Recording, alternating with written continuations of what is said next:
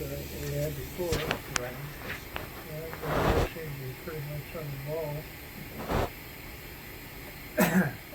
I know that they've got the equipment,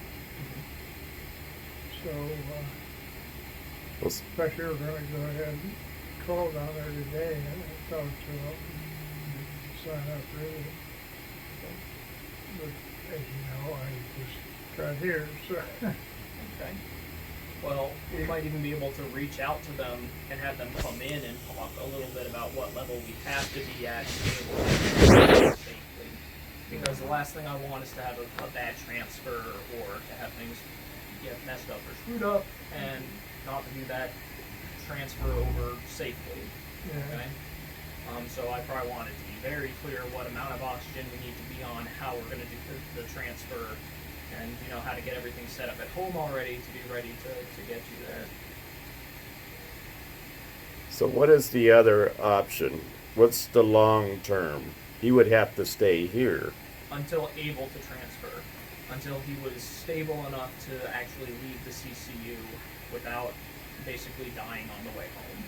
Oh, Yeah, because that's the big risk is if you go from, you know, as high as you are to like 4 or 6 liters, you could end up dying while traveling. yeah. And no one wants to try and transfer someone who could possibly pass away Well, on if it. that was portable, if you go ahead and tune in at the same time, I don't know if Right. your portable is going to be strong enough. it's only 3 years. Yeah. Yeah, somebody told me they overridden 3 years, nobody uses that much. Most people regularly don't need more than 3 liters. But when you're seriously ill or you're only doing very poorly, sometimes you do need a lot more than 3 liters.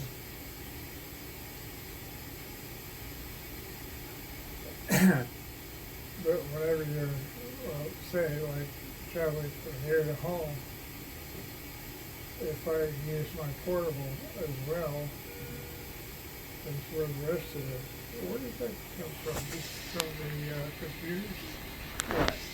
the oxygen? Like, what do you mean?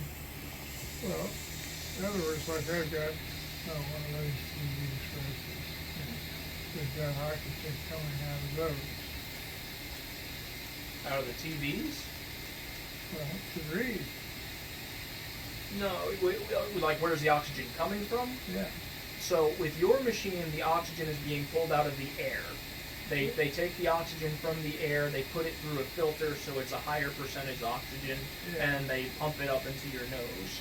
The Okay. portable machines can only do so much so fast, which is why they're limited to like 3-4 liters and only a certain percentage of oxygen. They have a hard time getting to a high flow, high percentage oxygen. Yeah, So usually they max out at like 2 to 3 liters at a high percentage, like 80-90%. And then after that, they can't get any higher than that. yeah, Other options are doing like an oxygen tank. Oxygen tank, you can do a higher percentage and do a higher flow, but then you got to keep switching out the tanks for when it gets low. But doing the high flow like you have takes more specialized equipment and a big oxygen hookup, just because it's a one high percentage of oxygen to a really high flow.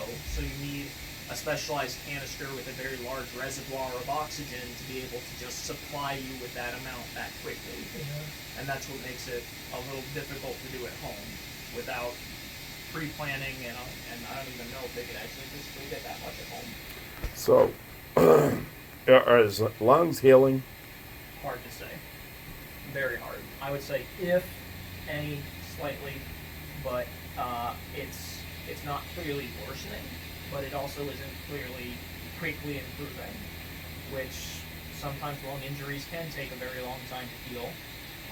Sometimes the big question is this a permanent decrease in functioning, or is this a short-term worsening of functioning?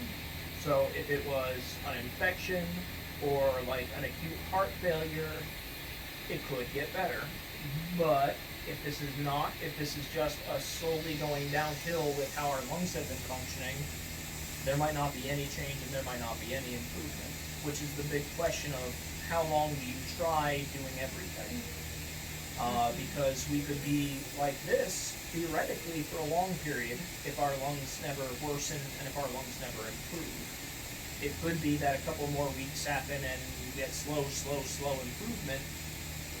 Who knows how long that could take, or if it would even happen.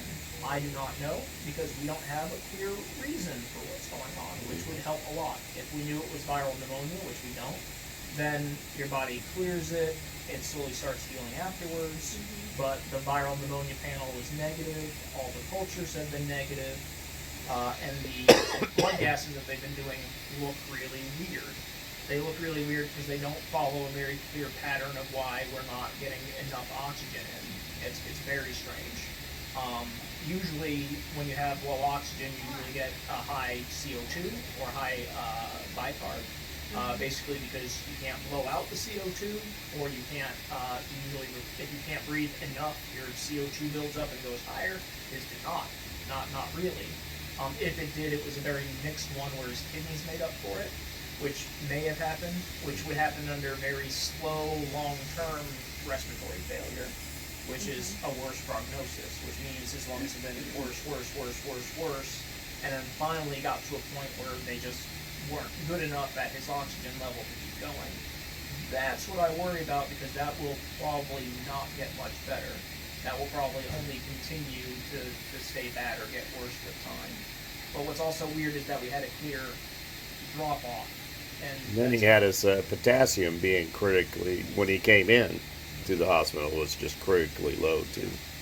Which could have played part of it, but if it was only the potassium on its own, now that the potassium has been better for a good number of days, we should see slow, steady improvement.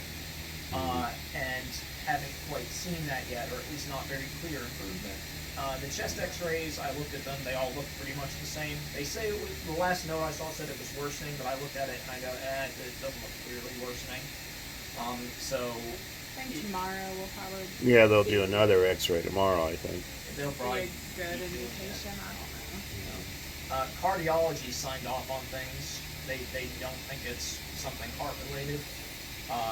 Pulmonology seems like they're not exactly sure. Is it acute respiratory distress syndrome, which is really a cover-all diagnosis of something happened to our lungs, we're not sure what, it's not good. Yeah. And that can be many different things covered in that. But it's hard to say what our chances of recovery are, how long it would take if we could recover, or is this going to be a new normal, or is it just going to continually worsen from here? That's the hard thing, and that's what's going to make the decision really difficult.